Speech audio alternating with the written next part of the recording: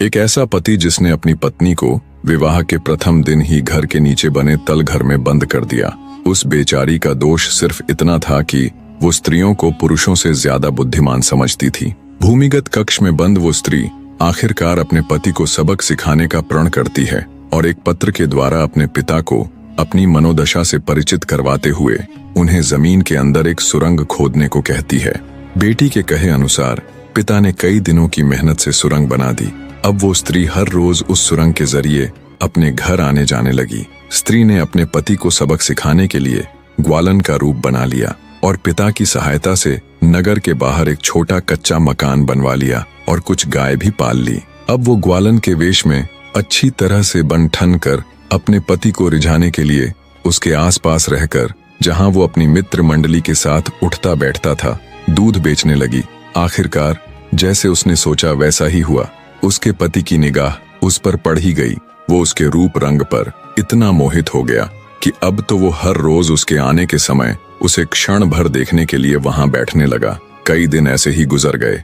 तब ग्वालन का वेश धारण किए देवयानी ने खुद ही शुरुआत कर दी और एक दिन दूध देने के बहाने उससे बोली, दूध ले लीजिए ना मालिक, बस थोड़ा सा ही बचा है। अब हर रोज दूध के बहाने उनकी मुलाकात होने लगी। इसी बीच उनमें थोड़ी बहुत बातचीत भी हो जाती। ऐसे ही उनका प्रेम प्रसंग आगे बढ़ने लगा। एक दिन बातों ही बातों में बनिए के लड़के ने उस ग्वालन से अपने प्यार का इजहार कर दिया।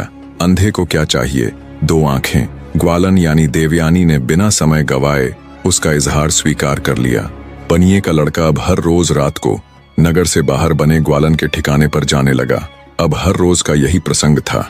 देवयानी सुरंग से होती हुई अपने घर आती और वहां से ग्वालन का वेश धारण कर अपने पति से मिलती। ऐसे ही उन दोनों को मिलते मिलते काफी समय बीत गया। बनिए का लड़का अब हर रोज अपनी ग्वालन प्रेमिका को कुछ न कुछ भेंट देने लगा। कभी आभूषण तो कभी धन, तो कभी कुछ तो कभी कुछ। पर फिर एक दिन जब बनिए का लड़का ग्वालन से मिलने आया तो न उसे ग्वालन का वो कच्चा मकान मिला, न उसकी गाय और न वो खुद। ये देख वो भौचक्का सा खड़ा रह गया। उसने आसपास बहुत पूछताछ की पर कोई उसे कुछ बताता तो तब जब किसी को उस ग्वालन के बारे में कुछ मालूम होता। ग्वालन के प्यार में वो अब हर समय विरक्त रहने लगा। उधर ग्वालन यानी देवयानी का उससे मिलना बंद करने के दो कारण थे। एक तो वो उसे बिछड़ने का एहसास करवाना चाहती थी और दूसरा कारण ये कि वो माँ बनने वाली थी। एक दिन जब दासियां उसे खाना देने आई तो वहां एक नवजात बच्चे को देवयानी की गोद में खेलता देख दंग रह गई। आखिर वो तो 2 साल से तल घर में बंद थी, तो फिर ये बच्चा कहां से आया। बने रहे।